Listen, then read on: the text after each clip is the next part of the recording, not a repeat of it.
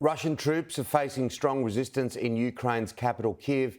These are live pictures from the capital where it's 9 p.m. in the evening and the invasion is now well into its third day. President Zelenskyy says Ukraine is still in control of the capital and has vowed Ukraine will stand its ground.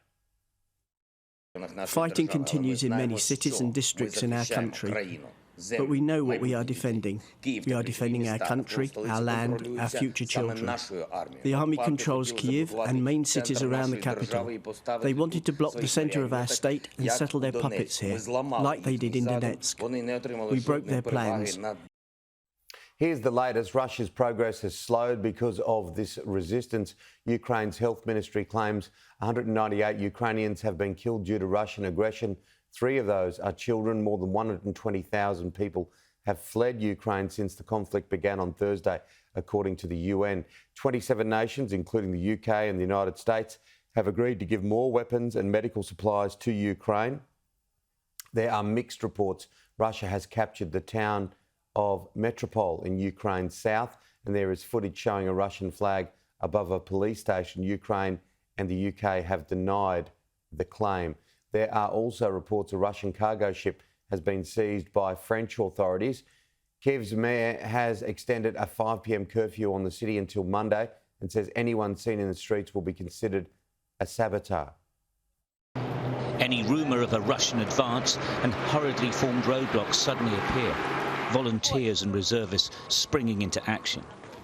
The defence of Kyiv is taking on a character of its own, a character of collective responsibility, with vast swathes of society taking part. A short distance from this checkpoint, 2 vehicles have been placed across the road into the centre of Kyiv. Volunteers filling sandbags and building the defences. Action is what is needed now, they say, not words. We're waiting. We're waiting when you wake up. When you understand me.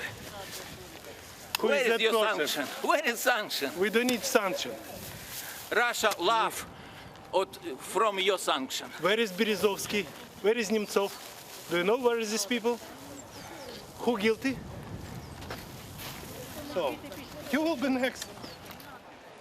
People on the street who don't want to fight are either attempting to leave or heading for bomb shelters. But there are huge numbers of militias forming.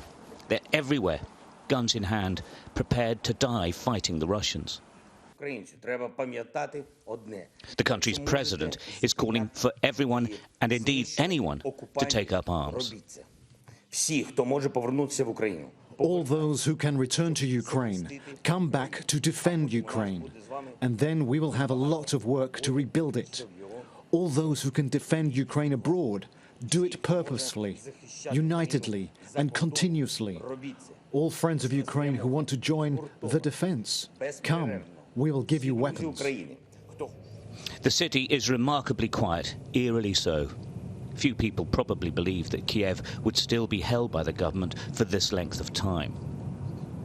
But there is always nightly violence. A rocket struck this apartment block in the early hours of Saturday.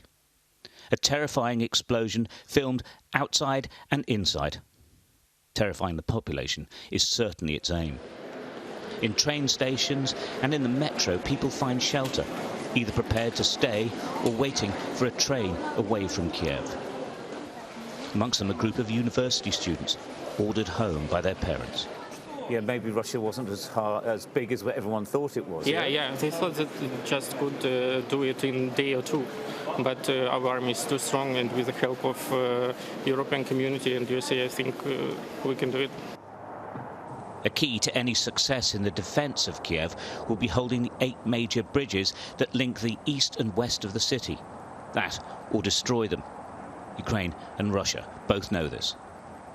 Well, the security services here are now absolutely convinced that Russian special forces and what they call fifth columnists are trying to cross into the centre of Kyiv using the bridges that are very much the lifeblood of the city.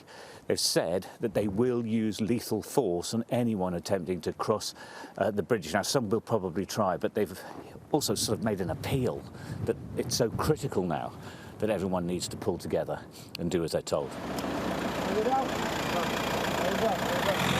Concerns about the infiltration of the city means that freedom of movement is getting harder. A curfew is now in place until Monday, with no exceptions. Soldiers will consider anyone on the street a Russian spy.